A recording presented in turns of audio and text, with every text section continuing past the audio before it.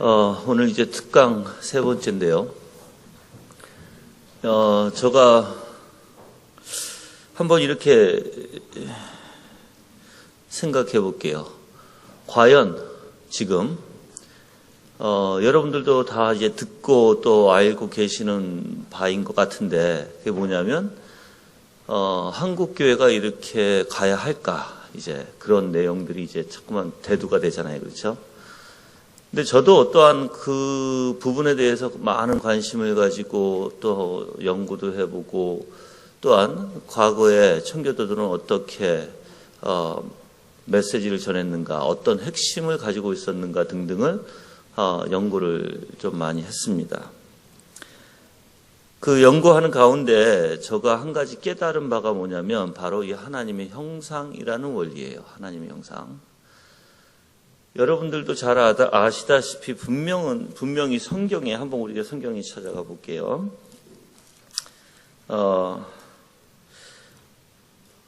에베소서에 가보겠습니다. 에베소서 1장 4절부터 제가 말씀을 읽겠습니다. 1장 4절서부터 곧 창세 전에 그리스도 안에서 우리를 택하사 우리로 사랑 안에서 그 앞에 거룩하고 흠이 없게 하시려고 그 기쁘신 뜻대로 우리를 예정하사 예수 그리스도로 말미암아 자기의 아들들이 되게 하셨으니라고 얘기하고 있어요. 지금 분명히 하나님께서 창세 전에 그리스도 안에서 우리를 선택하신 이유가 그 사랑 안에서 그 앞에 거룩하고 흠이 없게 하시려고라는 것이죠. 자, 그러면 이제 오늘 이제 특강 주제를 보시면 하나님의 형상의 회복 이렇게 되어 있잖아요. 그렇죠? 여러분들은 하나님의 형상의 회복을 어디서부터 시작을 해야 된다고 생각하십니까? 당연히 내면에서부터 외적인 원리예요. 내면의 원리에서부터 적용이 되어지지 않으면 이제 외적인 원리 안에서도 이제 힘들어지기 시작하죠. 사실 만약에 내면이 시작이 안 됐는데 외적으로만 되면 사실 위선자가 될 수밖에 없겠죠. 그렇죠? 그래서 청교도들이 이제 제가 요거 하기 전에 잠깐 먼저 청교도들의 그 신학적인 원리를 여러분들한테 먼저 말씀을 드리고 이게 어떻게 이루어지고 있는지 좀 여러분께 좀 알려드리고자 합니다. 자, 청교도 신학에서는 항상 내재적이라는 표현이 있어요. 이것은 이제 삼위일체, 즉 성부 하나님과 성자 하나님과 성령 하나님이 결정하시는 부분이에요. 이 부분이 시간적 안에서 역사되어지죠. 그렇죠? 그래서 이제 이 부분을 그리스도, 즉 성육신 하신 예수 그리스도께서 이제 십자가를 통해서 이제 이루어 주신 놀라운 은혜를 얘기합니다. 그 다음에 세 번째 단계는 적용적 부분이에요. 자, 적용적 부분은 당연히 성령 하나님이시죠. 그래서 우리가 어떻게 보면은, 그래요? 네, 알겠습니다.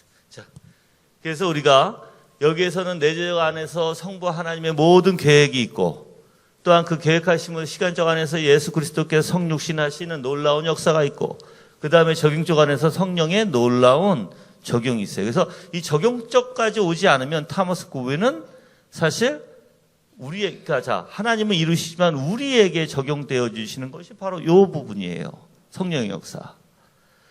자, 그러면 우리가 좀 생각해 볼 부분이 있거든요. 자, 이제 1번을 이제 들어가서 보시면 하나님의 형상이 회복되어야, 즉 하나님과의 관계가 있어야 신앙의 진보가 있다라고 되어 있죠. 즉 이 부분이 하나님의 계획하신 것을 예수 그리스도께서 이루셨고, 예수 그리스도께서 이루신 것을 성령께서 어떻게 하신다? 우리와 적용시켜 주신다. 그 적용의 원리는 관계다라는 거예요. 그렇죠? 만약에 예수 그리스도께서 이 땅에 오시지 않았으면 성령께서 절대 그렇게 할 수 없어요. 예수 그리스도께서 행하신 일을 올바로 적용시켜 주시는 분이 바로 성령 하나님이시다라는 것입니다. 그래서 이제 첫 번째는 이제 관계의 원리예요. 즉 하나님의 형상의 회복의 원리가 관계 회복의 원리가 아니면 절대 이루어질 수 없다는 것입니다. 그래서 읽어보면 우리가 예수 그리스도 안에서 하나님의 형상을 다시 회복하는 것은 창세 전부터 아버지께서 계획하신 것입니다. 자, 우리는 아담의 불순종으로 인하여 모두 다 타락하여 하나님의 형상이 훼손되어 하나님과의 관계가 끊어진 상태죠. 그래서 여러분이 하나님의 형상이 무엇인지 아셔야 돼요. 제가 전에도 한번 이런 말씀을 드린 적이 기억나시는 분들도 있으실 거예요. 뭐냐면 하나님은 무엇을 가장 기뻐하실까? 무엇을 가장 기뻐하시고 무엇을 가장 우리가 얘기하면 받으실까라고 표현하면 바로 하나님 자신입니다. 왜냐하면 하나님 자신은 가장 하나님의 사랑이요 하나님의 위대하심과 전능하심과 전지하심과 완벽하심이 바로 하나님에게 있기 때문이에요. 우리의 죄된 어저께도 이제 마크 존스 목사님이 계속 얘기하셨듯이 우리는 사실 완벽하지가 못해요. 그렇죠? 자, 그런데 이제 여러분 생각해 보세요. 하나님의 형상까지 우리는 훼손돼서 망가져 있어요. 그러면 그 망가진 상태가 과연 하나님 앞에 뭘 좋은 걸 드릴 수 있을까요? 없어요. 이제 그러면 형상이 회복되어야 되는데 이 회복되어지는 것은 완벽하게 이 땅에서는 되어지지 않는 것 다 배우셨고 아시죠? 그래서 이 땅에서는 시작이에요. 그래서 우리는 점점 어떻게 되어가야 될까요? 점점 예수 그리스도의 형상을 닮으면 하나님이 보시기에 좋아하시겠죠. 그러면 하나님의 형상을 닮으려면 뭐부터 닮아야 된다? 아까도 처음에 얘기했어요. 생각과 마음이에요. 그래서 마크 존스 목사님이 예수 그리스도의 생각을 따라가라 이렇게 얘기하죠. 근데 희한하게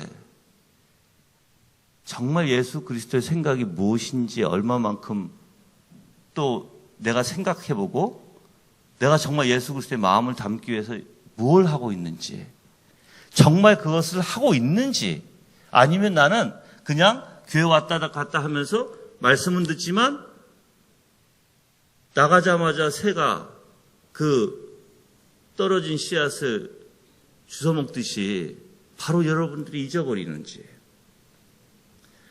중요한 건 여러분들이 정말 하나님의 형상의 그 귀함이 무엇인지 아는 것이 먼저일 것 같아요.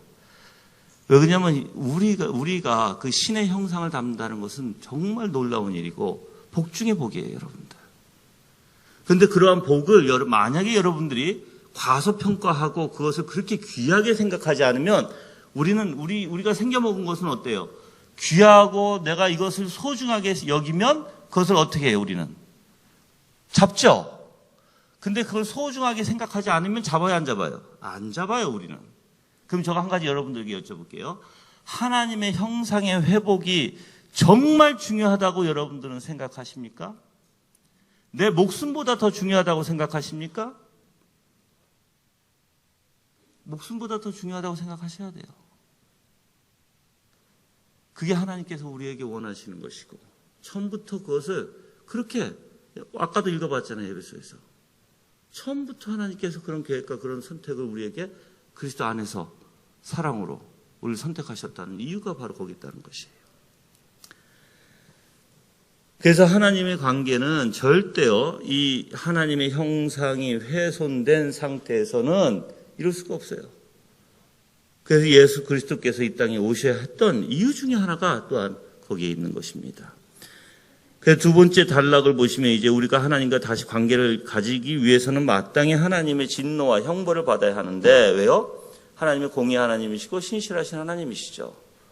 그냥 그 죄를 관가하시는 법이 없어요. 그 하나님께서는 분명히 죄는 어떻게 하세요? 분명히 보응하신 하나님이세요. 그렇죠?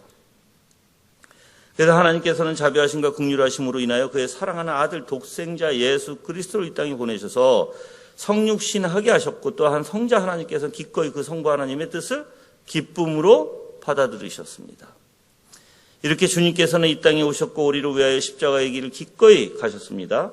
자, 그리스도께서는 선지자, 제사장, 왕의 직분을 통해서 우리의 죄인들을 구원하실 길을 기뻐하셨고 온전히 십자가를 통하여 하나님과 죄인인 우리와의 관계를 회복시켜 주셨던 것입니다. 자, 이러한 죄인들과 관계 회복을 위해서는 죄인들 가운데 하나님의 형상이 회복되어야 하는데 그리스도께서는 구약에서부터 예언되었던 일을 성취하시기 위해서 이 일을 이루셨습니다. 그래서 에레미야서 한번 가볼게요. 31장 33절에 볼게요.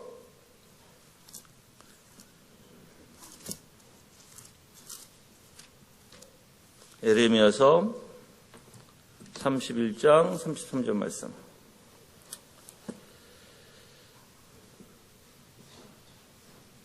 자, 저가 읽겠습니다. 나 여호와가 말하노라. 그러나 그날 후에 내가 이스라엘 집에 세울 언약은 이러하니 곧 내가 나의 법을 그들의 속에 두며 그 마음에 기록하여 나는 그들의 하나님이 되고 그들은 내 백성이 될 것이라. 그들이 다시는 각기 이웃과 형제를 가르쳐 이르기를 너는 여호와를 알라 하지 아니하리니 이는 작은 자로부터 큰 자까지 다 나를 알미라.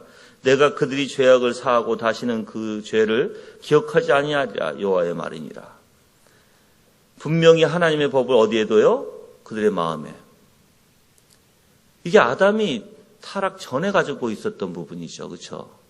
그래서 아담은 타락 전에 하나님의 말씀, 즉 하나님의 뜻이 어디 있는지 알았고 하나님의 뜻을 알았기에 아담은 당연히 하나님의 뜻대로 순종하고 살았습니다. 근데 이제 타락하고 난 이후에는 이게 어떻게 됐습니까? 불가능해졌어요, 여러분들.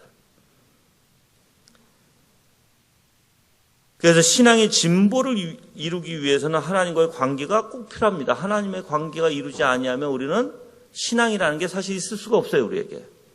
또 진보도 있을 수가 없죠. 그래서 우리는 그리스도인으로 마땅히 하나님과의 관계 가운데 더욱 하나님을 알아가야 하는 것이 우리의 책임이에요. 만약에 여러분이 하나님을 알아가는 것, 그래서 우리 한번 이렇게 볼게요.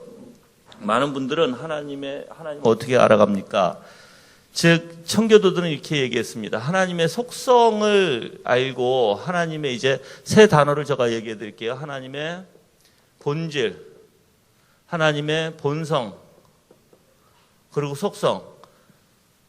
즉 여러분들이 만약에 하나님에 대해서 알면 알수록 희한한 일이 하나 벌어지는데 그 뭐냐면 이상하게 우리의 믿음이 더욱더 자라게 돼 있어요. 하나님을 더욱더 알면 알수록 하나님이 어떤 분이신지 알면 알수록 우리는 믿음이 더 자라게 돼 있습니다. 그래서 하나님의 뜻이 무엇인지 더 깨달을 수 있게 됩니다. 이게 동전의 양면과 같아요. 떨어질 수가 없어요, 여러분들. 만약에 그래서 여러분이 하나님의 뜻을 알려면 당연히 하나님이 어떤 분이신지를 알아야 되는 거예요. 관계라는 것은 어떤 거예요, 여러분들? 그 사람이 어떤 사람인지, 그분이 어떤 분인지 당연히 알아야 되는 것이 관계적 원리죠. 자, 그리고 사랑의 원리가 뭘까요, 여러분들? 사랑의 원리는 이렇게 생각하면 안 돼요, 여러분들. 사랑도 관계잖아요, 그렇죠? 근데 어떤 분이 나를 사랑해요. 근데 나는 저분이 나를 사랑하니까 나는 그냥 저분에게 무조건 그냥 뭐 선물만 주면 되겠지 뭐. 그게 저분이 나를 사랑하는 내가 저분에게 다시 돌려줄 수 있는 대가라고 생각하면 큰일 나는 거예요, 여러분들. 사랑은 사랑으로 돌려줄 수밖에 없어요. 그게 하나님이 우리에게 원하시는 것이고 그게 관계예요, 여러분들. 하나님의 관계. 우리는 다른 것으로 하나님 앞에 드리는 게 아니에요. 자, 그래서 우리가 하나님을 알아가야 되는 것은 당연히 그리스도인으로서 당연한 것입니다. 그 다음 단락 읽어볼게요. 하나님을 알아가는 것은 기본적으로 은혜의 수단을 통해서 알아가요. 우리에게 이제 주시는 은혜의 수단이 있죠? 도구예요. 청교도들은 은혜의 수단을 통해서 두 가지의 경건의 훈련을 그 원리에 대해서 얘기했는데 첫째는 개인적으로 경건의 훈련 시간을 갖는 것이고 두 번째는 공동체적으로 경건의 훈련을 갖는 것입니다. 개인적인 경건의 훈련은 말씀을 읽는 것과 말씀을 연구하는 것, 말씀을 묵상하는 것 등이고요. 공동체의 경건의 훈련은 예배와 성례 그리고 성도 간의 교제입니다. 이제 이 경건의 훈련이라는 이 단어가 사실 말씀이 떨어지면 안 돼요. 그러니까는 항상 이 말씀이 없으면 경건의 훈련이라고 할 수가 없는 거예요, 여러분들. 물론 여기에 하나 빠진 게 있는데 기도가 빠졌죠. 예. 기도도 거기에 포함됩니다. 자, 이러한 경건의 훈련 또는 선포된 말씀의 진리들을 깊이 묵상함으로써 하나님을 향한 우리의 믿음과 사랑을 향상시켜 나갈 수 있습니다. 뿐만 아니라 자신이 어떠한 존재이며 그리스도의 은혜가 없이는 하나님께서 우리를 용납하실 수 없다는 것과 하나님의 사랑 그리고 하나님의 호의를 참여할 수 없다는 것을 묵상을 통해서 더 깊이 알아갈 수 있을 것입니다. 그 묵상은 여러분들 큐티와 좀 달라요. 묵상의 원리, 청교도들이 했던 묵상의 원리는요, 전적으로 하나님의 속성과 본질과 본성을 묵상하고 하나님의 요거를 가지고 쭉 연결을 시키는데 하나님의 섭리와 연결시켜요. 그리고 하나님의 섭리와 연결시키면서 이제 그리스도를 연결시킵니다. 즉, 속성을 그리스도에게 연결시키고 또 이 하나님의 본성을 나와 비교하고 나라는 존재와 또한 그리스도와 나와 비교합니다. 예를 하나 들어드릴게요. 만약에 여러분들이 게을러요. 자, 내가 게으른 걸 알아요. 근데 성경 말씀 읽다가 게으름이 나오죠. 우리는 게을러야 돼요, 말아야 돼요? 그렇죠? 우리는 다 일을 해야 되고 특히 하나님을 알아가는데 게으르면 큰일 나요. 그렇죠? 자, 그러면 이제 하나님과 하나님의 본성 쭉 생각해 보세요. 하나님은 게으르신 분인가요? 아니죠. 하나님은 항상 우리에게 먼저 찾아와 주시고 항상 관대하시고 항상 부지런하시고 아버지께서 일하시니까 나도 일한다고 예수 그리스도께서 얘기하시죠. 근데 이제 나는 피조물이에요. 창조주가 게으르지 않는데, 창조주의 모든 속성이 게으르지 않는데 내가 게으를 수 있을까요? 지금 제가 예를 들어서 묵상의 원리를 알려드리는 거예요. 그러면 아니다라는 걸 알아요. 근데 섭리를 가만히 보면 섭리는 전체적으로 하나님께서 나를 도우시고 내가 하나님 앞에 나오기를 원하셨고 또한 모든 섭리를 보면 항상 그 사랑과 은혜와 자비가 충만하죠, 우리에게. 근데 나는 그걸 남용하고 있으면 어떻게 될까요? 큰 죄가 될 거예요. 그렇죠? 이제 그러면서 이제 그리스도에게 가는 거예요. 예수님은 나를 살리시기 위해서 그 고난의 길도 마다하지 않으시고 얼마나 피곤하셨으면 배에서 쪽잠을 주무시며 가며 나를 구원해 주시기 원하셨는데 나는 지금 게으름에 빠져서 그 예수 그리스도하고 비교하면 어때요? 정말 부끄러울 뿐이죠. 그렇게 이제 묵상하게 되면 하나님의 위대하심이 보이게 되고 하나님이 나를 향한 그 사랑이 얼마나 위대했는가도 알게 되고 그래서 예수님 앞에 하나님 앞에서는 내가 겸손해질 수밖에 없고 예수님 앞에서는 내가 고개 들 수 없는 죄인이 되고 오히려 죄송스러울 뿐이라는 것을 알게 되죠. 이제 그러한 묵상을 쉽게 하는 거예요. 마음 깊이 새길 수 있도록. 그냥 생각에 그치는 게 아니라 그것을 정말 하루 종일 생각하면서 정말 내가 얼마만큼 하나님 앞에 내가 열심을 다했는가를 생각하고 지금도 예수님께서는 이 안에서 역사하시는 예수님이시죠. 지금도 쉬지 않으신 예수님이시죠. 여러분들 다 이 자리에 불러주신 것도 하나님의 은혜고 하나님의 역사죠. 이제 그렇게 이제 청교도들이 묵상했습니다. 그래서 하나님의 이러한 속성과 본질과 본성 우리에게 향하시는 성품이 얼마나 위대하셨는가 얼마나 감사되는가를 또한 깨닫게 되는 그러한 경건의 말씀의 묵상들을 훈련했다는 것이에요. 자, 그래서 맨 마지막 단락에 보면 아직 하나님과 관계를 이루지 못한 사람들은 이러한 말씀 묵상을 통해서 하나님에 대하여 그리스도에 대하여 그리고 자신에 대하여 더욱 알아가게 되죠. 아직까지도 잘 하나님 모르시는 분들은 자, 하나님에 대하여 더욱 알아갈수록 하나님의 선하심이 그리스도에게 온전히 있음을 깨닫게 돼요. 그래서 하나님을 알게 되면 이상하게 누구를 알게 돼요? 그리스도를 알게 돼요. 여러분들 분명히 한 가지 아셔야 되는 게 모든 답이 그리스도에게 있어요. 아멘이죠? 근데 우리는 답을 어디서 찾아요? 다시 한번 얘기할게요. 우리는 모든 답이 그리스도에게 있어요. 저는 그걸 확실히 믿습니다. 여러분이 죄에 대한 문제도 그리스도에게 답이 있는 거예요. 그 어디에 누구에게 답이 있는 게 아니에요, 여러분들. 이제 그거에 대해서도 제가 더 말씀을 드릴게요, 좀 이따가. 그래서 하나님의 선하심이 그리스도에게 온전히 있게 되면 깨닫게 되고요. 그리스도를 더욱더 사랑하게 될 것이고, 그리고 자신의 연약함은 알면 알수록 누굴 붙들게 돼요? 그리스도를 붙들게 돼요. 이제 여러분들 칼빈주의 우리가 이렇게 얘기하죠. 우린 장로교단이죠. 장로교단은요, 여러분들 하나님의 주권 사상이 아주 뚜렷한 곳이 바로 장로교단이에요. 근데 장로교단이 칼빈주의, 즉 칼빈주의라고 자꾸만 주의 하니까는 어떤 분들 싫어하시는 분들이 계세요. 자, 원래 칼빈이 얘기하는 것이 뭐 칼빈주의다 우리가 얘기할 때는 이렇게 생각하시면 돼요. 모든 교부들이 신앙 고백 속에서 또한 신조, 그러니까 신조, 교의, 교리, 이게 정통적으로 내려오는 원리를 사실 칼빈이 정리한 거예요. 그래서 우리가 그 칼빈을 위대하다고 얘기하는 것이고, 그래서 어거스틴은 그 전까지 모든 것을 정리한 게 어거스틴이에요. 그래서 어거스틴이 위대하고, 그 다음에 어거스틴 다음에 개신교 안에서 정리한 사람이 칼빈이에요. 에라스무스는 어디 거를 정리했어요? 카톨릭 거를 정리했어요. 그래서 카톨릭에서는 에라스무스라고 하면 손꼽아요. 근데 개신교 안에서 그러면 이제 어거스틴 거서부터 다 전체적으로 정리한 사람이 누구예요? 칼빈이에요. 칼빈이 손꼽는 거예요.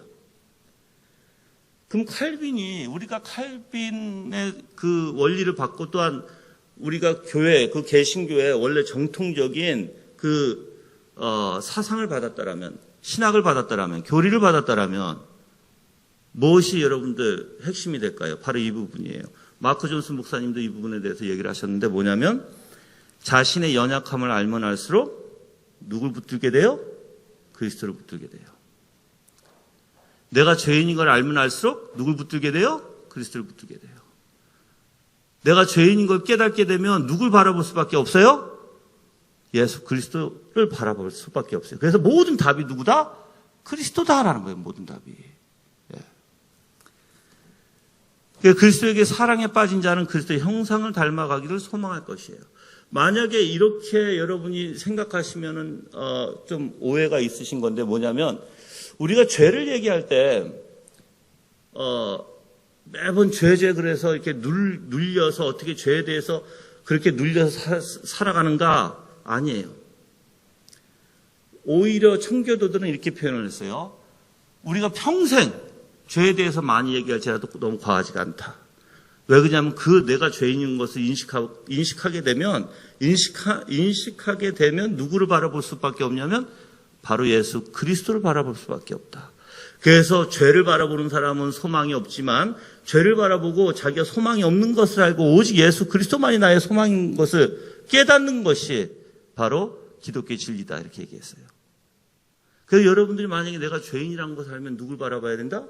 그리스도밖에 없다는 거예요. 그리스도밖에.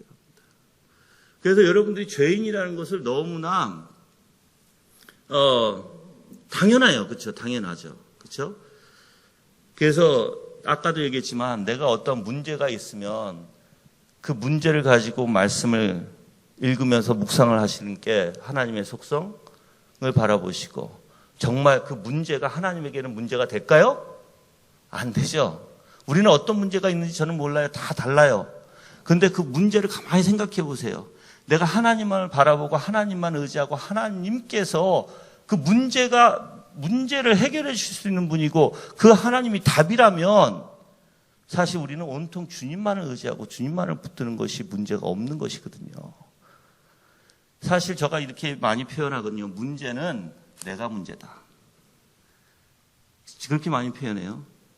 왜 그러냐면 하나님 바라보지 못하기 때문에 내가 문제고 내가 의심병이 뜨니까 내가 문제고 내가 남을 마음대로 판단하는 게 내가 문제고 내가 욕심을 내는 게 내가 문제고 어떤 어려운 문제가 있어서 그걸 내가 꼭 이뤄야 되니까는 문제가 되는 거예요, 여러분들.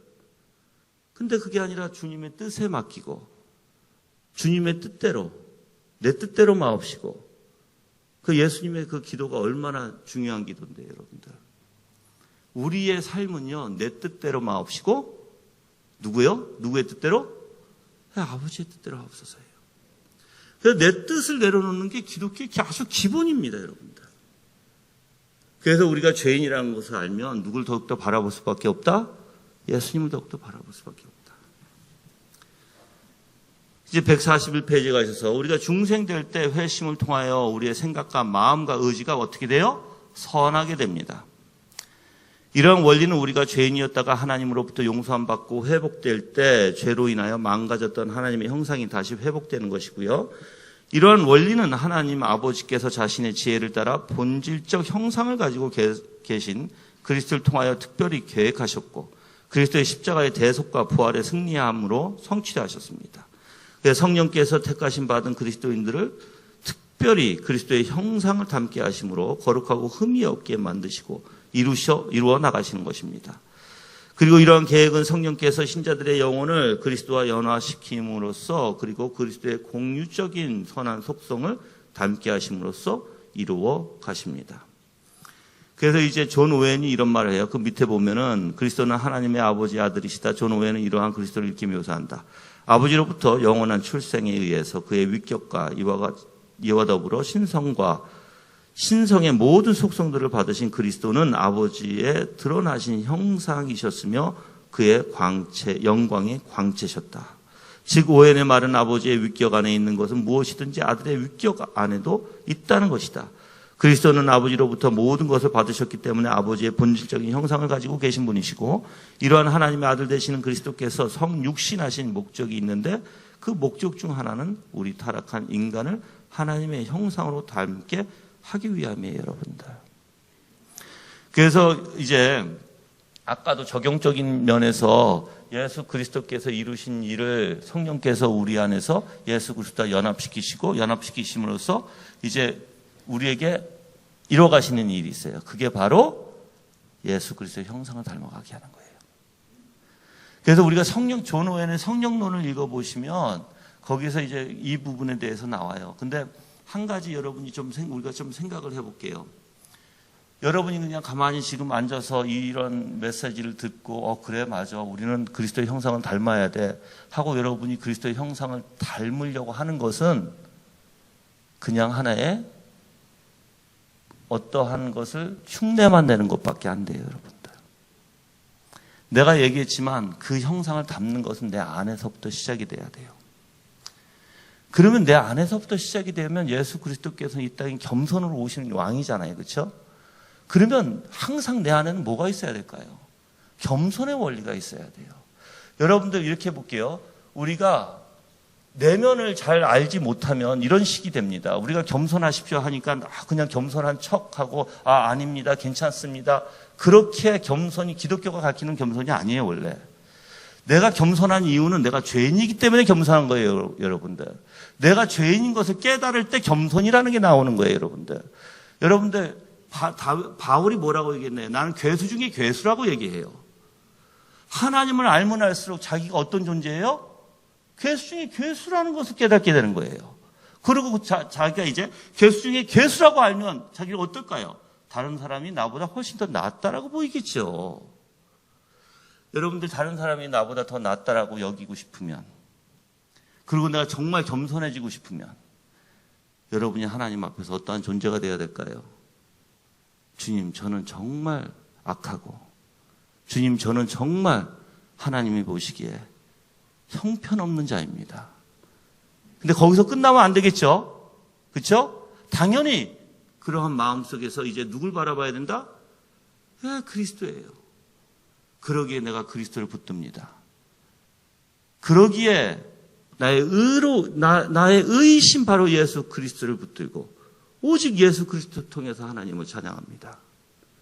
그 마음이 일어나야 돼요, 여러분들. 그래서 하나님께서는 이 성령님의 놀라운 역사 가운데 우리를 자꾸만 이 성령께서는 자꾸만 누구 닮게 하냐면 바로 그리스도를 닮게 하시는 게 이 성령님의 목적이에요. 자, 그래서 하나님의 이런 계획은 타락한 인간을 회복시키실 때 하나님의 형상이 우리 안에 회복될 수 있도록 하나님 아버지의 본질적인 형상이신 아들 그리스도를 통하여 이루시고자 계획하셨던 것이다. 이렇게 계획하신 이유는 본질적으로 하나님 안에 있는 형상이 동일하게 우리에게 전달되어야 하기 때문이다. 그래서 이제 관계적 회복에서는 여러분들 바로 하나님의 형상이 회복되어야 관계적 회복이 일어나게 되는 것입니다. 자, 두 번째는 이제 우리는 본성상 하나님의 아들이었습니다. 이제 이 부분을 여러분이 원래 잘 아셔야 왜 예수 그리스도께서 이 땅에 아들로 오셨을까? 이제 그거예요, 이제. 여러분들 삼위일체 안에서 이제 우리가 많이 신학적으로 보면 삼위일체 안에서 영원 전부터 이제 성부, 성자, 아들이시죠, 그렇죠? 자, 그리고 성령이신데 우리가 이제 뭐 신학적인 원리는 이래요. 창세전에 아버지와 아들과의 어떠한 약속, 즉 언약이 있으셨고, 그래서 이 아들이 이 땅에 오시기로 기뻐하시고 아버지는 그걸 계획하시고 아들은 그걸 스스로 받으셨다, 이렇게 우리가 표현하죠, 그렇죠? 자, 이제 한번 읽어볼게요. 이건 존 오웬이 쓴 글을 제가 이렇게 표현해서 쓴 것입니다. 자, 이번을 보면 하나님께서 우리를 창조하실 때 우리와 아들의 관계를 맺으셨고 우리를 아들의 관계를 맺으셨어요. 그 이유가 있습니다. 우리를 하나님의 형상과 모양으로 만드심으로 우리를 하여금 하나님의 유업을 이을 준비를 시키셨어요. 여러분들 유업을 누가 받게 돼요? 아들이 받죠, 아들이. 그렇죠? 그래서 아들로 우리를 맨 처음에 만드셨을 때 아들로 만드신 거예요. 자, 타락 전 우리의 상태는 죄 없는 상태였으며 하나님께서는 사람을 선하게 그리고 하나님의 형상인 참된 의와 거룩함으로 창조하셨어요. 그 우르시스누스 즉 하이델베르그 요리문답에 보시면 여호와 하나님이 생기를 그 코에 불어넣으시니 사람이 생명이 된지라. 하나님께서는 몸과 영혼을 창조하셔서 그 둘을 연합시키셔서 이 연합을 통하여 한 인격을 이루시도록 하셨고 그리하여 사람은 인간 본성이 고유하며 또한 의롭고 거룩하며 하나님이 기뻐하시는 내적 외적 기능과 행위들을 수행하도록 하신 것이다. 사람은 또한 하나님의 형상대로 창조함을 받았으니 곧 완전히 선하며 지혜로우며 의롭고 거룩하며 복되며 또한 다른 모든 피조물들의 주인으로서 창조함을 받으셨다는 뜻이다. 또한 이는 사람으로 하여금 그의 창조주 하나님을 올바로 알고 마음을 다하여 그를 사랑하며 영원한 복락 가운데서 그와 함께 삶으로써 그에게 영광과 찬송이 되게 하기 위함이었다. 그러므로 사람이 창조함 받은 첫째 되는 궁극적 목적은 바로 하나님의 영광이고요. 하나님께서 사람과 천사 등의 이성적이며 지적인 존재들을 창조하신 것은 하나님을 알고서 그를 영원토록 찬송하게 하기 위함이었다. 그러므로 사람이 창조된 가장 주된 목적은 바로 하나님의 영광을 위한 것이다. 즉 하나님의 거룩하신 이름을 고백하고 부르며 찬송하고 감사하며 사랑하고 순종하는 것이야말로 우리가 하나님과 이웃에게 드려야 할 마땅한 의무들인 것이다. 하나님의 영광이 이 모든 일들을 포괄하기 때문이다. 이게 바로 하이델베르크에서 나와요. 근데 여러분들 여기서 거룩하신 하나님의 이름을 고백하고 부르고 찬송하고 감사하고 사랑하고 순종하는 이 원리가 어디서부터 나와야 돼요? 내면에서부터 나와야 돼요. 자, 내면에서부터 여러분들이 예수님을 이제 생각하면 알 거예요. 예수님은 하나님 아버지를 정말 사랑하셨어요. 어떻게 사랑하셨을까요? 온 힘을 다해 사랑하셨어요. 정말 예수 그리스도를 보면 하나님을 얼마나 사랑했는지를 정말 우리가 이렇게 볼 수가 있어요. 그런데 그대로 아버지의 사랑이 그대로 누구에게 나타나죠? 우리에게 나타나는 거예요. 우리는 어떻게만 많이 생각하냐면 예수님이 나를 사랑해 라는 생각이 가득해요. 그런데 예수님이 아버지를 사랑했다라는 것을 우리는 잘 생각을 안 해요. 아버지를 사랑하는 원리로 우리를 사랑하신 거거든요. 근데 한번 이렇게 볼게요. 아버지의 사랑, 그래서 예수님이 이렇게 얘기했죠. 내가 너를 사랑한 것 같이 너희가 이웃을 사랑하라는 거예요. 즉 수직과 수평의 원리가 아버지를 사랑하는 원리가 누구를 사랑하게 돼 있어요? 즉, 그러니까 예수 그리스도를 사랑하게 되면 누구를 사랑하게 돼 있어요? 이웃을 사랑하게 돼 있는 거예요. 같은 아가페 사랑이에요, 여러분들. 자, 이러한 원리는 이제 우리 안에서부터 시작이 된다는 거예요. 그냥 우리가 입술만 뻥끗해서 그냥 그렇게 흉내만 내는 게 아니라 실질적으로 내 안에서부터 이루어져야 하는 것입니다. 그게 이제 우리가 보통 얘기하는 중생의 원리라고 얘기하는 것이고요. 자, 하지만 인간이 하나님 배반함으로써 이러한 하나님의 관계가 끊어졌고 하나님으로부터 소외되었고 우리는 하나님과 원수가 됐습니다. 우리가 이러한 상태에 있는 한 하나님을 즐거워할 수가 없기에 인간의 죄악된 상태에서 다시 회복을 받지 않는다면 하나님의 심판을 통해서 영벌에 처해질 수밖에 없을 것이다.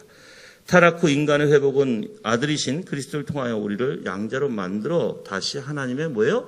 유업을 받게 하시는 거예요. 그래서 여러분이 우리의 유업이 누구예요? 바로 그리스도예요. 그리스도. 자, 우리가 이제 한번 이렇게 제가 여러분들을 한번 이렇게 인도해 볼게요. 타락 전에 지금 보세요.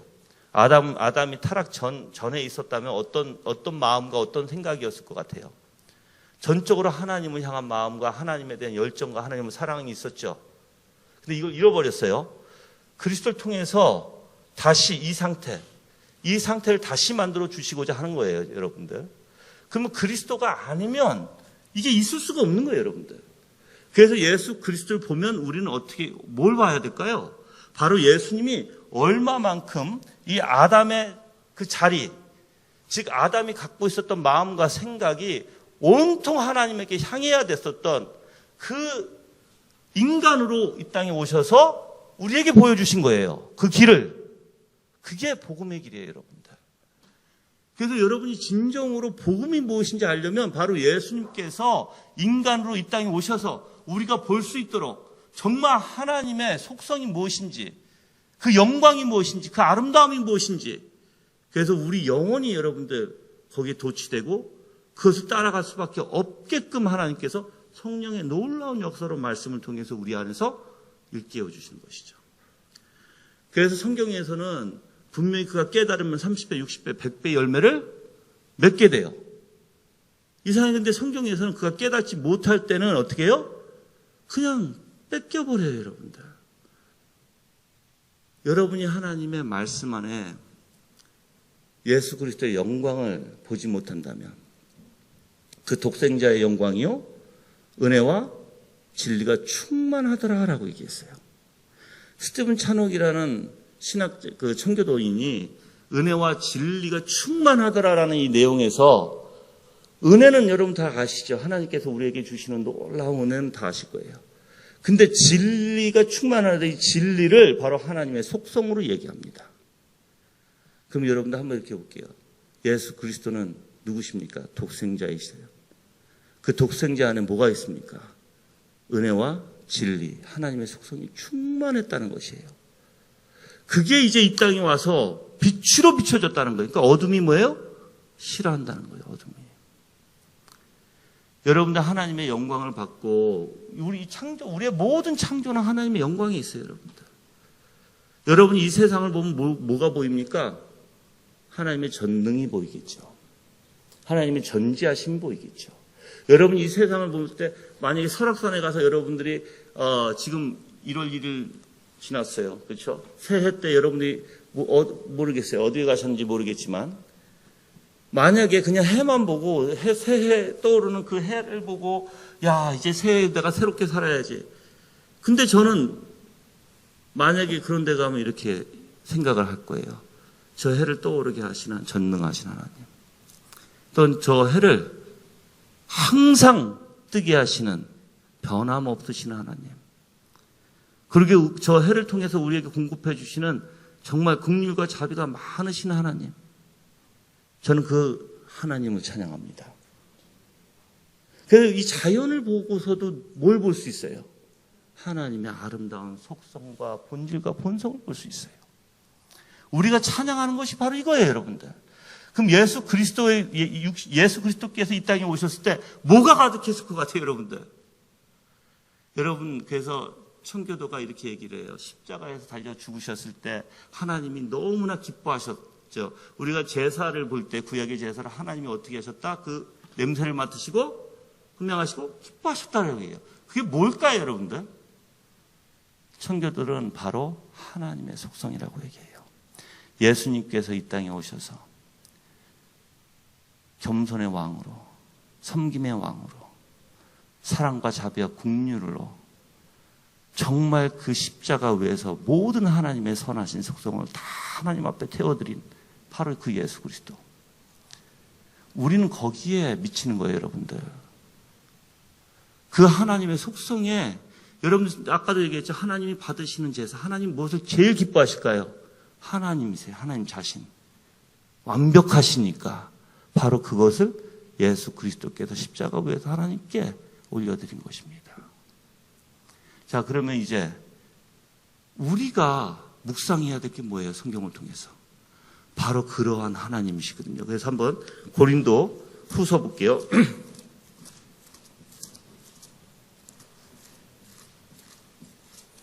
고린도 후서 3장 17절 18절 읽겠습니다.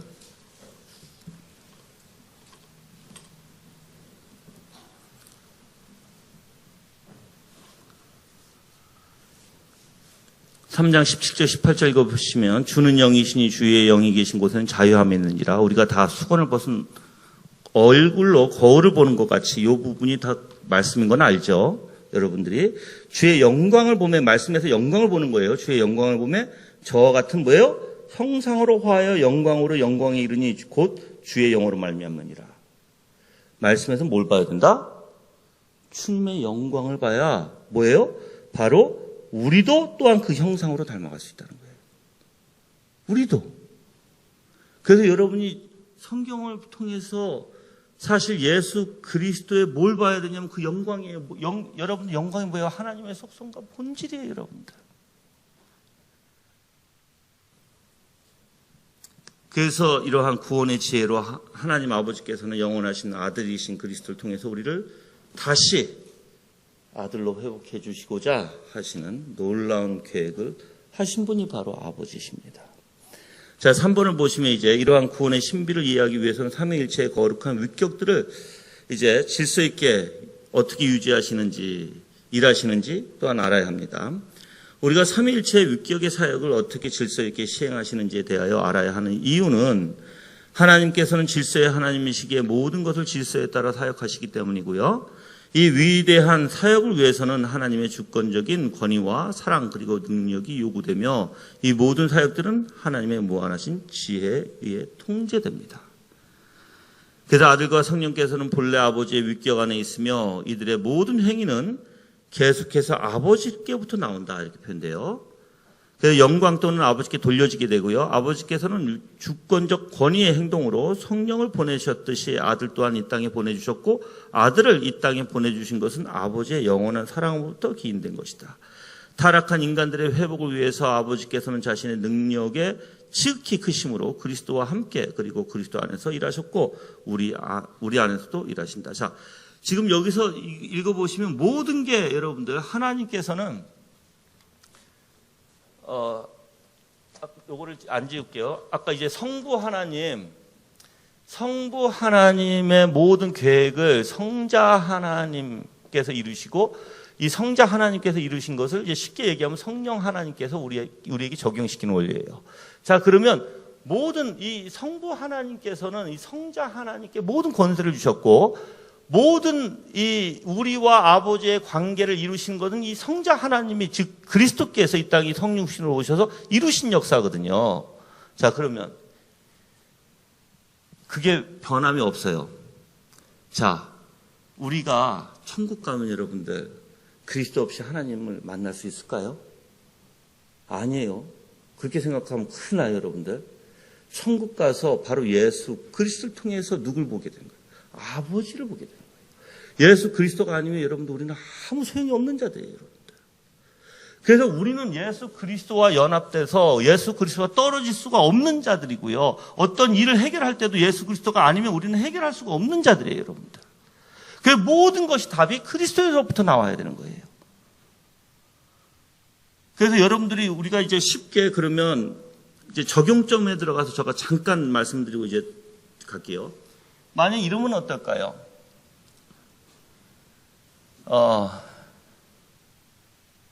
어떤 문제들이 있는 거는 모든 여러분들의 삶 속에 다 문제라는 건 있습니다. 없지는 않아요. 그러면 이 문제를 해결하기 위해서 어떤 문제든 상관없어요, 저는. 그 문제를 해결하기 위해서 여러분이 그리스도에게 가느냐예요. 그리스도를 통해서 답을 얻고 있느냐예요. 그게 안 되면 이제 어저께도 이제 마크 존슨 목사님이 얘기했죠. 우리 의미적으로, 우리가 의미대로, 우리 나름대로의 내 방법을 내가 취해요, 이제. 하나님의 방법이 있는데, 하나님의 방법을 모르고, 우리는 그냥 말로는 예수님, 말로는 하나님 찾지만, 하나님의 방법을 따라가는 게 아니라, 내가 내 속에는 좋을 대로, 내가 마음대로 한다는 거예요. 그건 내가 하나님 되는 거거든요. 절대 그래서는 안 돼요, 여러분들. 즉, 이 방법 또한 해결의 방법. 그러니까 내가 얘기했죠. 전에도 한번 와서 얘기를 했어요.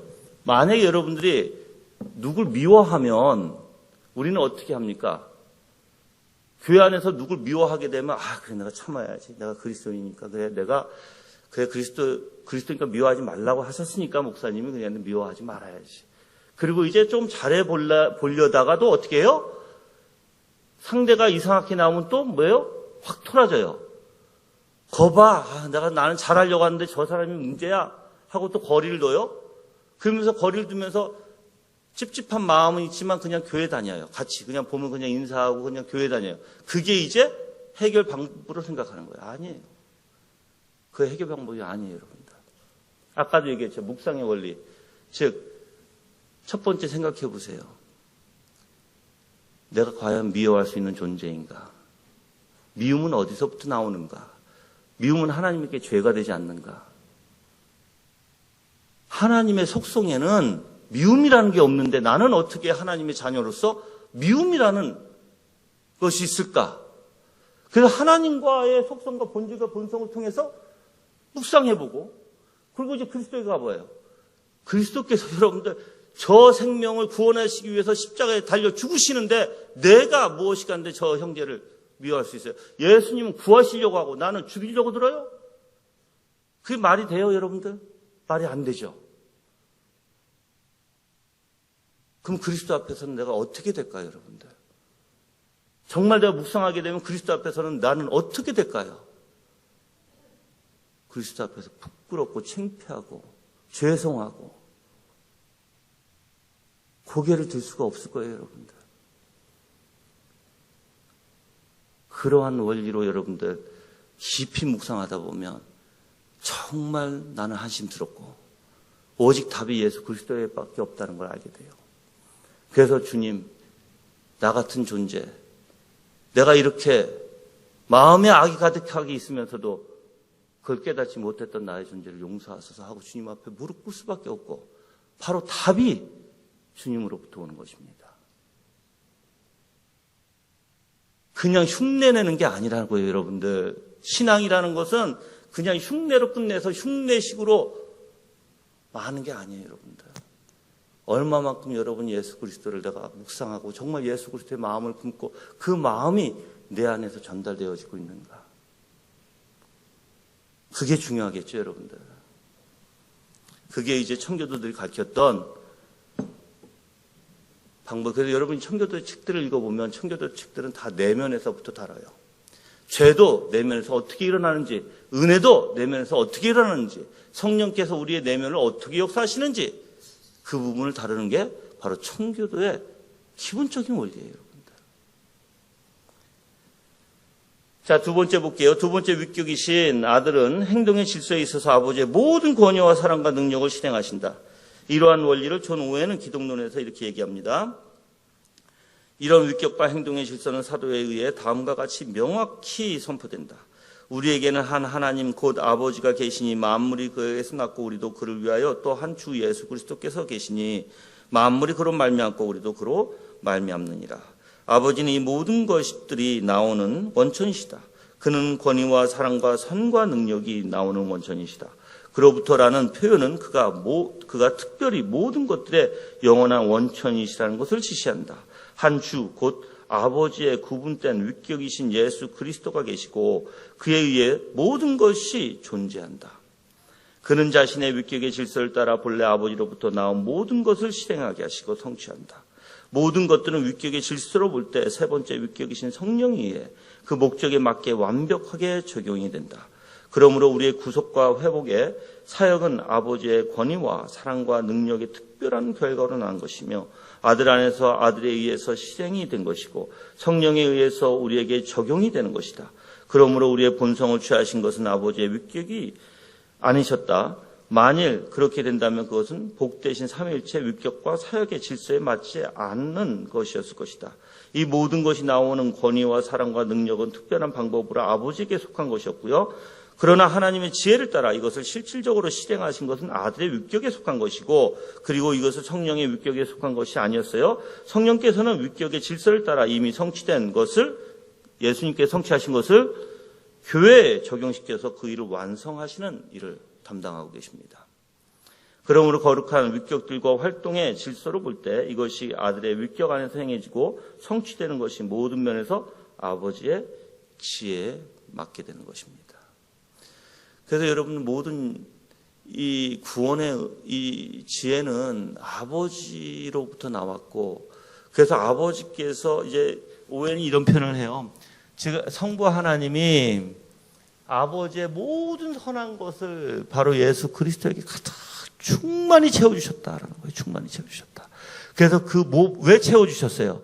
바로 우리가 이 아들이신 예수 그리스도의 유업을 받고 그 예수 그리스도 안에 있는 아주 가장 선하신 하나님의 속성을 닮을 수 있도록, 그것을 내가 보고 그 영광을 취할 수 있도록, 내가 그 영광에 빠져서 그냥 내가 그분에게 매달릴 수 있도록. 여러분, 우리의 영혼은 만약에 하나님이 딱 나타나시면 어떻게 될까요? 임재가 딱 여기에 임하시면 어떻게 돼요? 다 무릎 꿇게 되죠. 왜요? 죄인이니까 우리는 그것부터 아주 기본이죠. 그리고 우린 피조물이니까 하나님 앞에 당연히 무릎 꿇게 돼요. 자, 그리고 그 위대하시고 아름다우신 그것에 우린 도취됩니다. 여러분도 예수 그리스도의 사랑은 신적 사랑이에요. 정말 그 사랑을 알고 예수 그리스도의 선하심과 긍휼하심과 자비하심이 다 신적인 원리예요. 그것을 내 영혼이 그것을 볼 때 어떻게 될 것 같아요, 여러분들? 거기에 빠져버려요. 그래서 청교도들은 그것을 표현을 이렇게 해서 너무 아름답다. 예. 그래서 아름답다라는 단어를 굉장히 많이 사용합니다. 근데 이제 문제는 이거예요. 과연 내가 그 아름다움을 예수 그리스도를 통해서 보고 있는가? 여러분들 한번 이렇게 완벽이라는 원리를 보면 우리가 지금도 이 자연을 보고서 감탄하죠. 자연이 완벽할까요? 하나님이 더 완벽하실까요? 그렇죠? 조화, 질서, 균형은 무너뜨리지 않아요. 예수님께서는 어떠한 상황에서든 조화, 질서, 균형이 내면에서 무너지지가 않아요. 여러분들, 그 누가 인간이 십자가 위에서 그 고통 속에서 저들에게 돌리지 마옵시고 오히려 저들을 용서해달라고 하는 기도가 어디서 나올 것이며, 오히려 그 고통 속에서도 그 한 영혼을 살리기 위해서 하나님의 역사하심이 어디서부터 나올 것 같아요? 그 예수 그리스도 안에 있는 조화, 질서, 균형이 절대 무너지지 않죠. 근데 우리를 보세요. 감정이 일어나면 그게 무너지기 시작해요. 예수님은 절대 무너지지 않아요. 한번 여러분이 정말 예수 그리스도를 정말 묵상해 보세요. 그분이 얼마나 아름다우신 분이신가. 그 속성들이 얼마나 아름답게 예수 그리스도를 통해서 표현이 되고 있는가. 만약에 여러분이 그 아름다움을 보게 되면 눈을 떼지 못할 것이에요. 다시 보고 싶을 거예요. 그런 영광이 여러분들에게 있기를 주님의 이름으로 기도합니다. 자, 네 번째는 각성된 마음과 참으로 겸손된 영혼만이 깨달을 수 있는 지혜입니다. 이러한 지혜는 이러한 거룩한 계획 속에서 하나님의 무한하신 지혜가 있다. 이러한 하나님의 지혜는 각성된 마음과 참으로 겸손하게 된 영혼만이 깨달을 수 있도록 성령께서 그들의 마음에 비추셔야 한다. 하지만 우리는 하나님의 위대하신 지혜를 다 알 수도 없다. 하나님에 대하여 알고 있는 우리의 관념은 한없이 낮고 얄팍하다.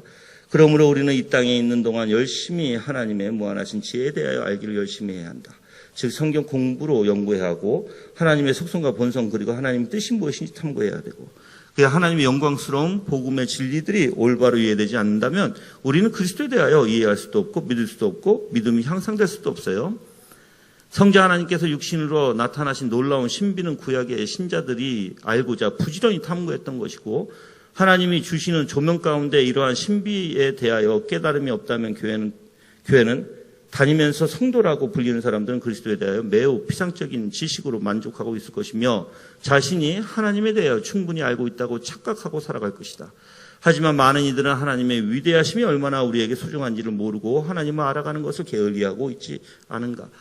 여러분들, 하나님이 아름다움, 하나님의 그 놀라운 은혜, 그 하나님께서 내 영혼을 압도해 주신다면 내가 어떻게 될까요? 정말 갈급하게 되거든요. 여러분들, 갈급이 언제 일어나는지 볼게요, 여러분들. 제가 이제 청교도의 원리 안에서 이 부분을 좀 말씀을 드릴게요. 여러분이 존 버넌의 철로 역정 읽어보신 분들은 다 알 거예요. 그리고 이제 우리가 이제 마태복음 5장에 보면은 한번 볼게요. 마태복음 5장에 볼게요.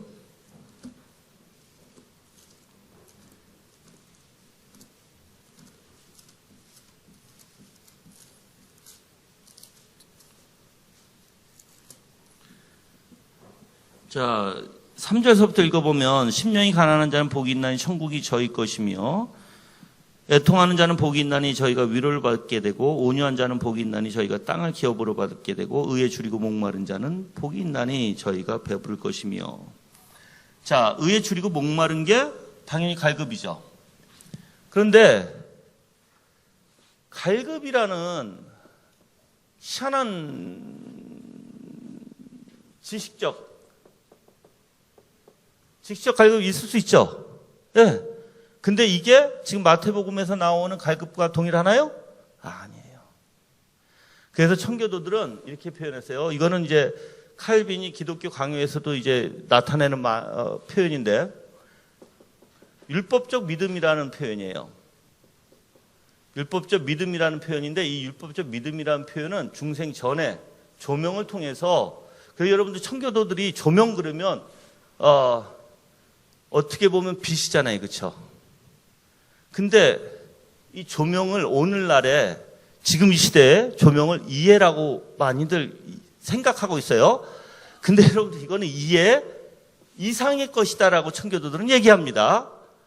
여러분 청교도 글을 읽어보신 분들은 알 거예요.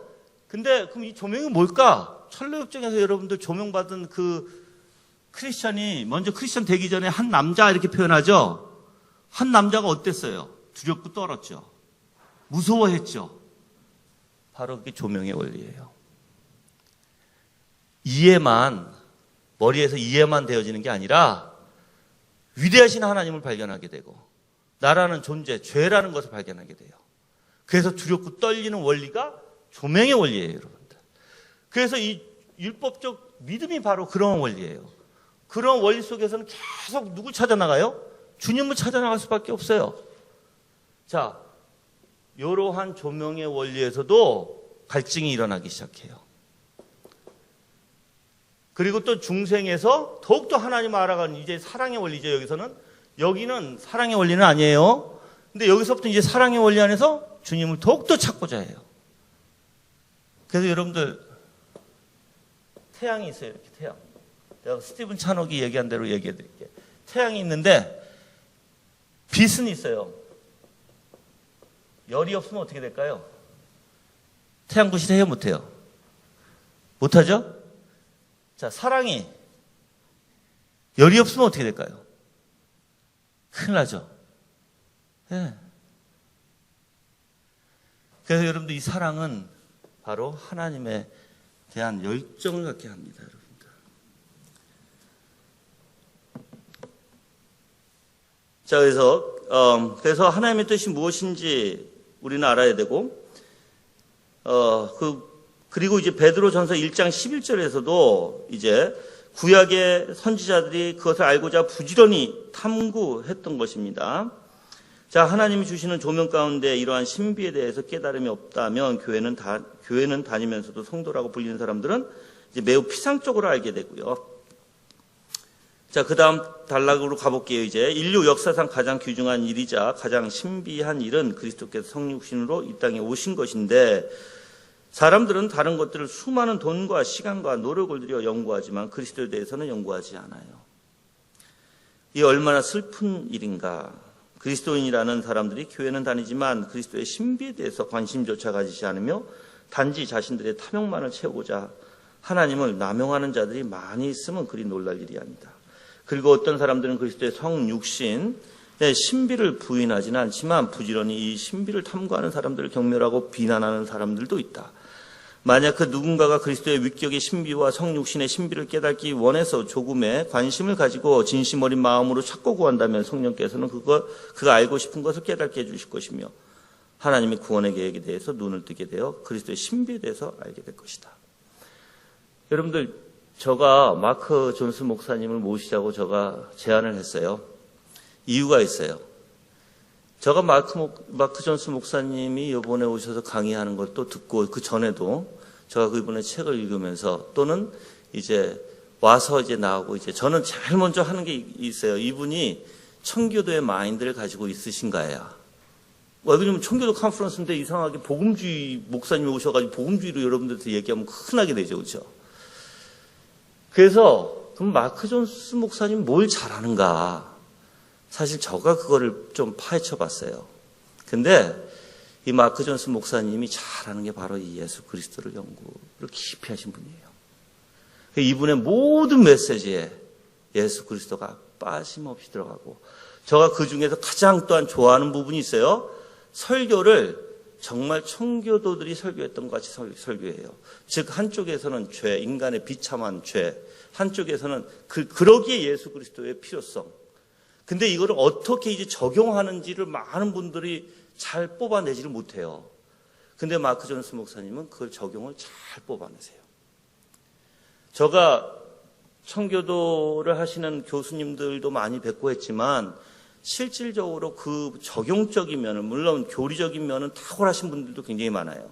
근데 적용적인 면을 실질적으로 우리의 삶에 적용시키고 실질적으로 내 영혼에 유익하게 뽑아내시는 분들이 그렇게 많지는 않습니다. 근데 그 중에 한 분이 마크 존스 목사님이세요. 그래서 여러분이 지금 쭉 설교를 들으셨지만 꼭 적용해 가서 우리 실질적인 삶과 꼭 교리를 연결시켜 주시죠. 그래서 여러분이 더 이해를 잘 하시죠. 근데 이제 문제는 거예요. 듣고서 행하는 자가 돼야 될까요? 행하지 않는 자가 돼야 될까요? 자, 행하는 자가 돼야 돼요. 그럼 행하는 자가 되려면 그래 저렇게 해야지가 돼야 되는 거예요? 아니면 마크 존스 목사님의 그 설교를 다시 깊게 묵상하고 또 말씀을 통해서 묵상을 하고 마음에 새겨는 원리 가운데 기도하면서 하셔야 되는데 그게 아니라 그냥 저렇게 해야지. 그거는 오래가지 못해요, 여러분들. 그래서 청교도들은 묵상이라는 것을 굉장히 중요하게 여겼고요. 그래서 아마 이런 걸 들어보셨을 거예요. 지금 한국은 큐티라는 것 때문에 큰 문제가 있습니다, 사실.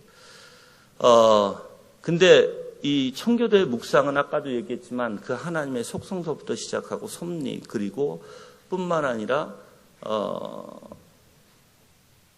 삼위일체. 그러니까는 제가 이제 보면 삼위일체로 시작해요. 삼위일체로 시작해서 이제 삼위일체 안에서 어떻게 역사하시는가. 또 섭리, 어떻게 역사하시는가. 또 그들의 속성이 어떻게 섭리가 나타나시는가.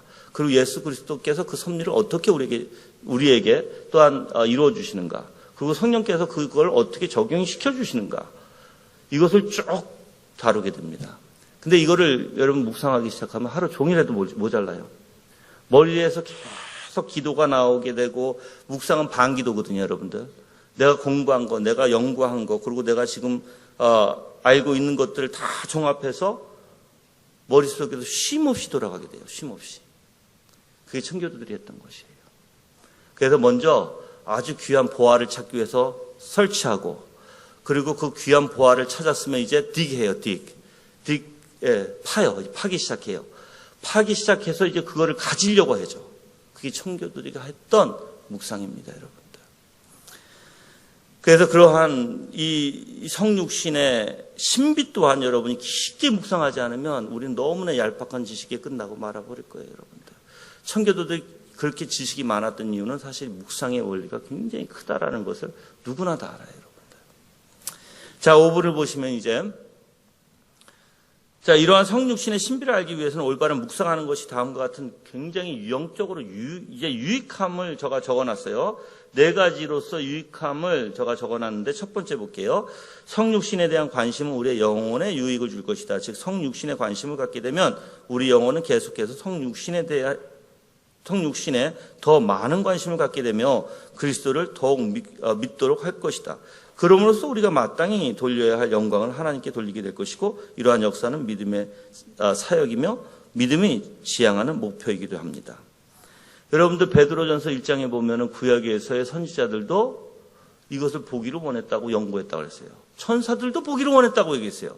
그럼 여러분들이 이걸 얼마나 이 성육신의 역사가 얼마나 중요한지 깨닫고 여러분들이 정말 묵상하고 공부하고 더욱더 알아가야 되는 것이거든요. 자, 로마서 5장에 보시면 그러므로 우리가 믿음으로 의롭다 하심을 받았으니 우리 주 예수 그리스도로 말미암아 하나님과 화평을 누리자. 또한 그로 말미암아 우리가 믿음으로 서 있는 이 은혜에 들어감을 얻었으며 하나님의 영광을 바라고 즐거워하느니라. 다만 이뿐 아니라 우리가 환난 중에서도 즐거워하나니 이는 환난은 인내를 연단은 소망을 이룬 줄 알미로다. 소망이 우리를 부끄럽게 하지 아니하면 우리에게 주신 성령으로 말미암아 하나님의 사랑이 우리 마음에 부음받음이니.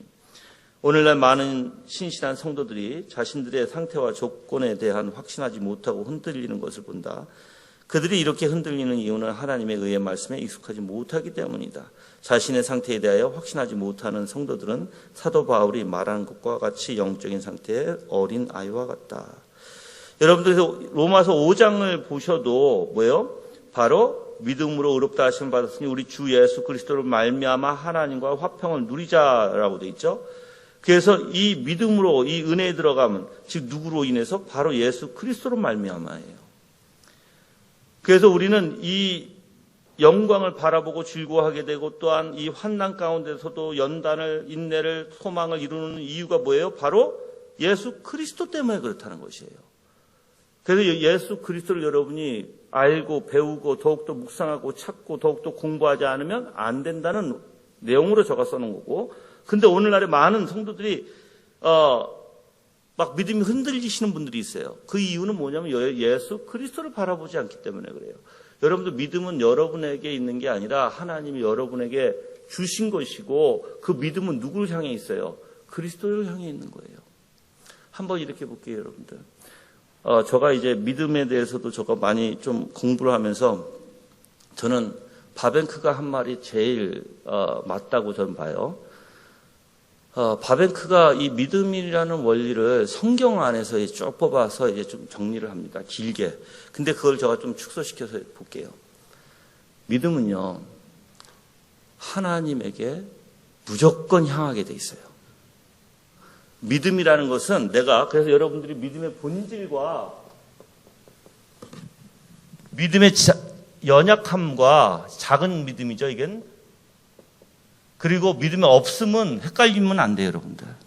믿음의 본질은 아무리 작은 연약한 믿음일지라도 믿음의 본질은 있게 돼 있어요. 그렇죠? 근데 믿음이 없으면 다른 거예요, 여러분들. 근데 믿음의 본질이 있는 사람은 아무리 작더라도 뭐 어떻게 될 것 같아요, 그 사람은. 그래서 오웬이 한 말을 저 그대로 얘기하면 이래요. 자, 믿음은 하나님에게 계속 향해. 이게 본질이에요. 하나님에게 계속 향해. 근데 우리는 연약하죠. 그때는 죄를 짓죠. 반대성이죠. 그렇죠? 근데 반대에 딱 떨어지면 이 사람은 믿음은 이렇게 계속 가는데 내가 연약해서 떨어져요. 그러면 어떻게 우리 안을 잘 생각해 보세요. 우리 안에는 한쪽은 계속 하나님이 향하고 그리스도를 바라보게 되고 한쪽에서는 내가 연약해서 내가 죄를 지면 어떤 현상이 일어날 것 같아요? 힘들어지지 않을까요? 뭔가 마찰이 생기지 않을까요? 그래서 그 사람은 어떻게 될까요? 어떻게 될 것 같아요?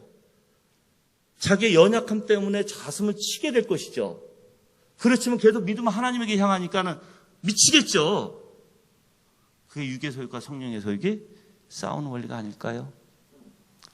그게 존 오웬이 얘기하는 거예요, 여러분들. 믿음의 본질은요, 하나님에게 향하게 돼 있어요. 그리스도에게. 그건 변함이 없어요, 여러분들. 그래서 여러분이 때로는 좌절돼요. 때로는 내가 너무나 힘이 없어요. 때로는 내가 죄를 지어서 나는 죄인이라는 거 알아요. 그렇지만 믿음의 본질은 내 가슴을 치기 시작합니다. 그래서 예수 그리스도에게 가게 돼요. 주님 나를 용서하소서. 주님 나는 죄인입니다. 그 싸움이 일어나야 돼요, 여러분들. 그게 믿음의 본질이에요.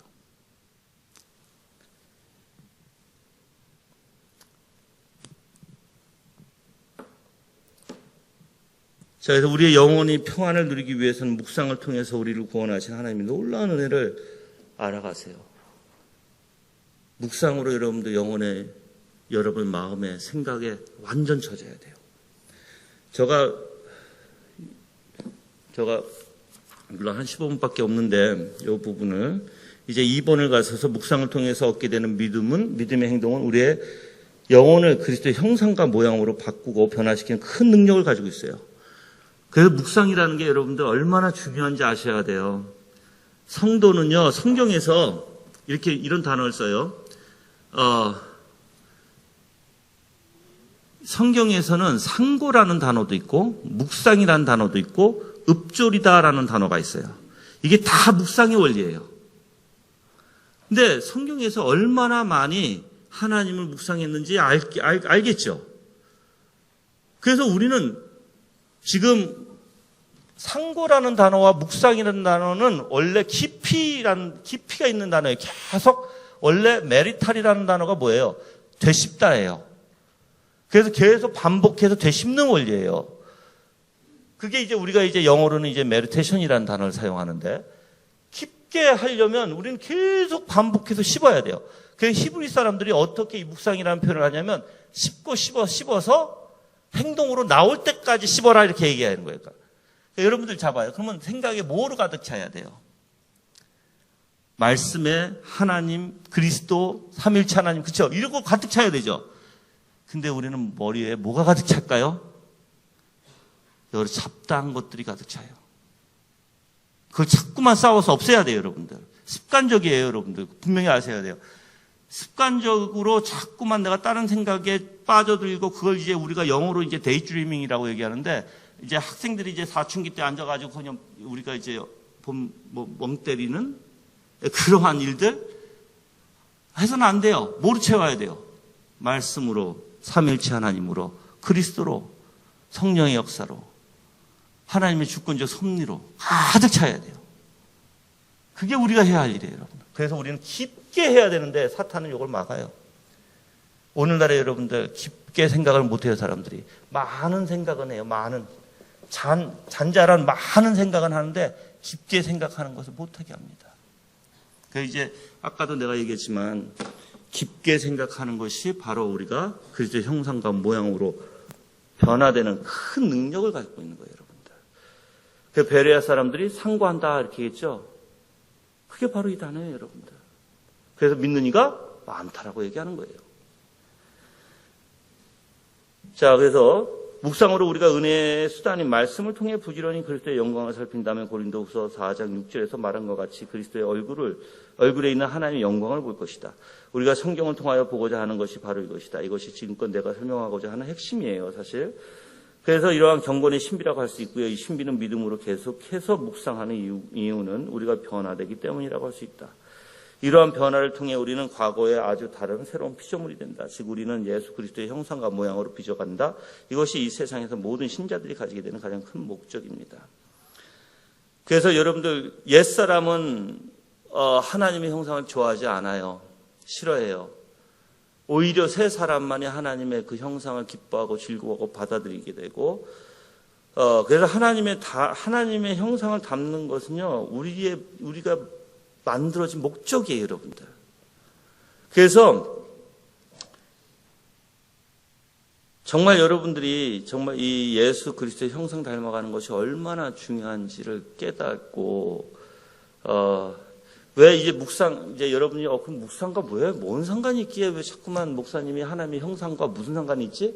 잠깐 이렇게 말씀드릴게요. 금방 좀 말하고 그냥 넘어갈 텐데. 공중 권세 잡은 자라는 단어가 있어요. 공중이라는 거죠. 그 공중이 헬라어로 의식세계예요, 여러분들. 의식세계예요. 그리고 로마서 12장 2절 말씀에 우리가 뭐라고 되어 있냐면 가볼게요. 로마서 12장 2절에 너희는 이 세대를 본받지 말고 오직 마음을 새롭게 함으로 되어 있죠.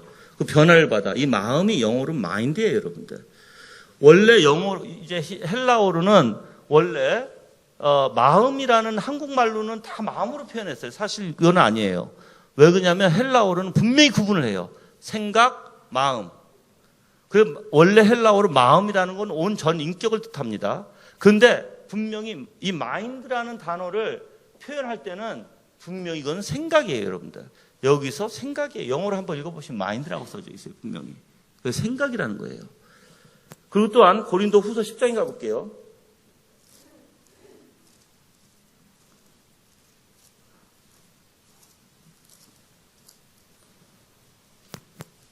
자, 4절부터 읽겠습니다. 우리의 싸우는 병기는 육체에 속한 것이 아니요 오직 하나님 앞에 견고한 진을 파하는 강력이라. 모든 이론을 파하며 돼 있죠. 이론의 원리, 이론이란 단어가 헬라어로 뭘까요? 사상이에요. 사상. 여러분들.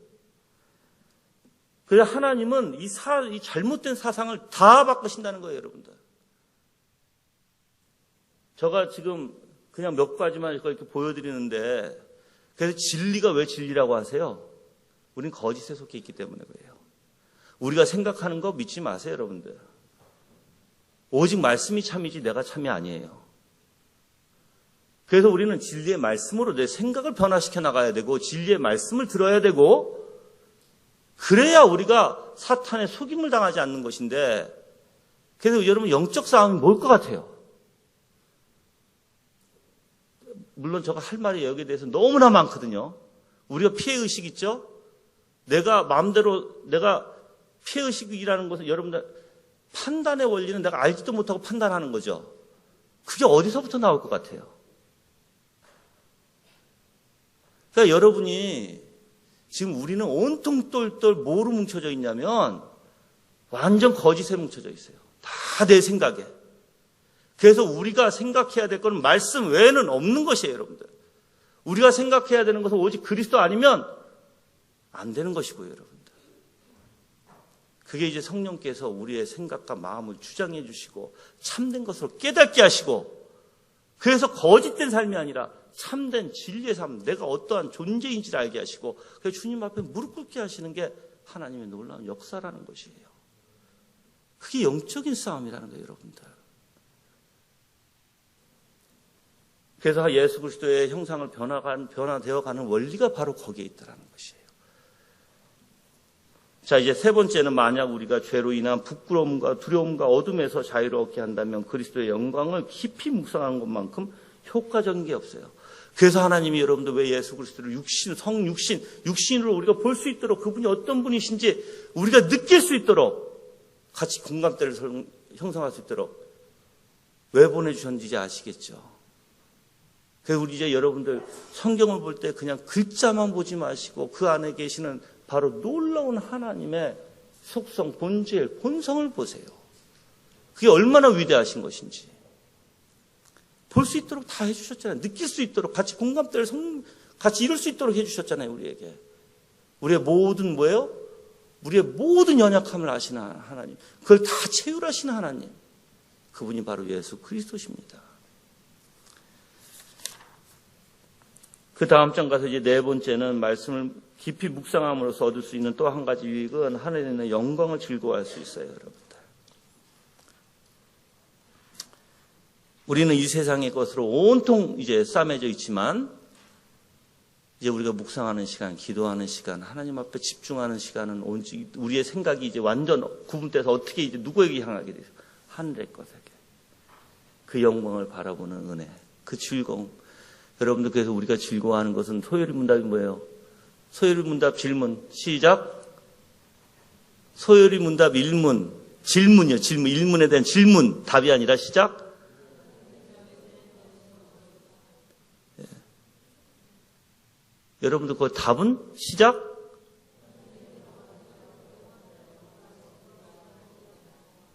자, 하나님은 뭐하고? 예. 그를 즐거워하는 거예요. 그렇죠? 자, 그러면 한번 이렇게 해볼게요. 여러분들 정말 여러분이 하나님을 묵상하면 내 영혼이 막 기쁩니까? 내가 하나님을 묵상하면 정말 내 영혼이 너무나 기뻐서, 여러분 왜 그를 즐거워해요? 어떻게 그를 즐거워해요? 여러분들, 우리는 선한 것을 보면 기쁘거든요. 아름다운 것을 보면 기쁘거든요. 더러운 것을 보면은 우리 피하려고 하지만 너무나 아름다운 것을 대조해서 보면 기뻐하거든요, 우리는. 이 세상에 여러분들 없는 바로 하나님의 속성, 바로 예수 그리스도의 속성, 그를 즐거워하는 거예요. 그래서 때로는 저는 묵상할 때 그 하나님의 속성을 묵상하면 할수록 저는 이상하게 기뻐요. 힘이 쏟아요. 생각해 보세요, 여러분들. 내가 예수 그리스도를 뭘 가지고 기뻐하는지. 예? 정말 여러분들 하늘의 것은 우리가 볼 수 있도록 하나님께서 놀라운 은혜를 우리에게 보여주신 거예요.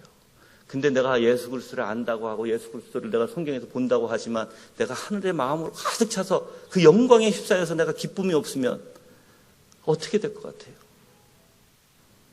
이 땅에서부터 이루어져 하는 거예요. 이 땅에서부터 여러분들. 자, 6번째는 우리의 죄악된 상태를 알지 못하면 구원은 없어요. 이 부분은 제가 간단하게 여러분들에게 소개하고 나갈 텐데, 그래서 자 이제 볼게요. 여러분들, 내가 어떠한 상태라는 것을 알아야 누구에게 피한다? 그리스도에게 피한다. 내가 창조된 목적이 무엇인지, 어떻게 내가 창조되는지 알아야 누구에게 피한다? 그리스도에게 피한다. 마크 존슨 목사님이 이렇게 얘기했죠. 예수 그리스도는 죄인에게 온 것이 의인에게 오지 않았어요. 예수 그리스도를 필요로 하는 사람들은 죄인들이에요, 여러분들.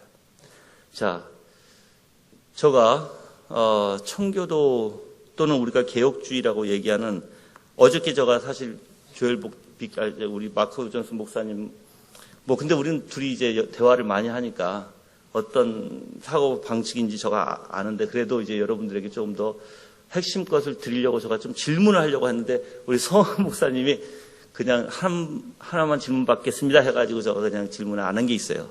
제가 이렇게 질문하고 싶었거든요. 개혁주의의 죄의 원리에 대해서 개혁주의의 핵심적으로 만약에 죄라는 것을 개혁주의에서 핵심적으로 얘기해 주신다면 뭐라고 얘기하시겠습니까? 라고 제가 질문을 드리려고 했어요. 그건 이미 내가 알아요. 어떤 답이 나올 건지. 사실 개혁주의는 여러분들, 인간은 인간이 돼야 되고 하나님은 하나님이 되셔야 된다는 거예요. 그 뜻은 무슨 뜻이냐면, 인간은 피조물이요, 인간은 내 상태는 지금 악하고 죄인이요, 하나님은 높으신 전지전능하시고 거룩하시고 의로우신 분이라는 거예요. 나는 낮아져야 되고 하나님은 높아져야 돼요. 그게 바로 개혁주의의 핵심이에요, 여러분들. 저는 그게 신앙의 핵심이라고도 봅니다. 내가 낮아지지 않으면 그리스도가 필요 없으니까. 내가 죄인인지 모르면 그리스도가 나에게 필요 없으니까. 그래서 율법의 원리는 이렇습니다. 중생하지 못한 자에게는 이 율법이 두려움으로 다가옵니다. 그리고 그를 낮추기 시작합니다. 그리고 심히 죄되게 해서 누구에게 인도해요? 예수 그리스도께 인도하게 되는 것이고, 이제 중생한 자들은 바로 그 율법 때문에 내가 겸손해지고 낮아지고 오히려 그 하나님을, 낮은 심령 가운데 하나님을 찬양하게 만드는 것이 바로 율법의 원리예요. 지금 한국에서 이 율법의 원리가 설교되어지지가 않아요. 그러다 보니까 여러분들, 어너스트 케빈이 쓴 율법, 그 은혜로운 방식인가? 그 책이 나왔어요. 너무 좋은 책이에요. 근데 절판돼서 안 팔려서. 안 팔려요, 그런 책들. 그리고 이제 마르투스에서 요번에 또 출판할 것이 있어요. 그런 원리예요. 율법적인 원리인데, 사실 율법이 나를 심히 죄되게 만드는 거거든요. 여러분들, 악인에게는 이렇습니다. 율법이 탐심을 이루지 말라 하면 그 안에서 가장 탐심을 이루게 하는 것이 악인이에요. 이해를 잘 하셔야 돼요. 율법을 전할 때 탐내지 말라 했는데 내 안에서 가장 탐심을 이루는 게 악인들이에요. 왜 근데 율법이 탐내지 말라 했는데 그 안에서 가장 탐심이 일어나야 돼요? 안 일어나야 돼요? 원래 안 일어나야 되는 거예요. 근데 죄인들은 일어나요. 왜 일어날까요? 자기가 하고 싶은 거를 못하게 하니까. 자기가 하고 싶은 거를 막으니까 오기가 일어나기 시작하고, 그걸 반대하기 시작하고. 근데 그리스도인들은 아니에요, 반대로. 저거 좋은 오웬이 얘기하는 거 그대로 얘기해 드린 거예요, 저가. 오히려 그리스도인들은 율법이 탐내지 말라. 그러면 내 하나님 안 내요. 그걸 자기가 만약에 탐심이 일어나기 시작하면 주님 앞에 무릎 꿇고 정말 그 말씀이 자기를 주장하는 걸 알게 돼요. 근데 그게 아니라 율법이 탐내지 말라 했는데 하나님 모르는 자는 그 안에서 이상한 욕심과 오기와 여러 가지가 일어나게 돼서 그걸 왜 안 돼? 그게 내가 왜 못해? 그걸 내가 왜 하지 말아야 돼? 등등이 올라온다는 것이에요. 그래서 율법은 여러분을 겸손히 낮추고 여러분을 죄를 알게 하고 하나님 앞에 무릎 꿇게 하는 게 또한 율법의 기능이에요, 여러분들. 그래서 존 칼빈도 율법의 3용도를 얘기했고 말란 히턴도 율법의 3용도를 얘기했고, 그래서 여러분들도 그러한 정말 우리 안에 이 죄라는 게 무엇인지 알아야 그리스도가 필요하지. 죄를 모르면 그리스도가 필요 없습니다. 오늘 이 말씀을 통해서 정말 여러분들이 다시 한번 여러분 자신을 점검하시길 바라고, 죄인 된 거 부끄러운 게 아니에요. 죄인 된 것은 내가 정말 주님 나는 죄인입니다, 거기서 좌절할 것이 아니라는 거예요. 좌절하지 마시고 정말 죄인이라는 걸 깨달았으면 그리스도를 바라보세요. 내가 정말 연약함을 알면 그리스도를 바라보세요. 정말 내 안에 악이 있으면 그리스도를 바라보세요. 왜냐하면 답은 예수 그리스도밖에 없기 때문입니다. 기도하겠습니다.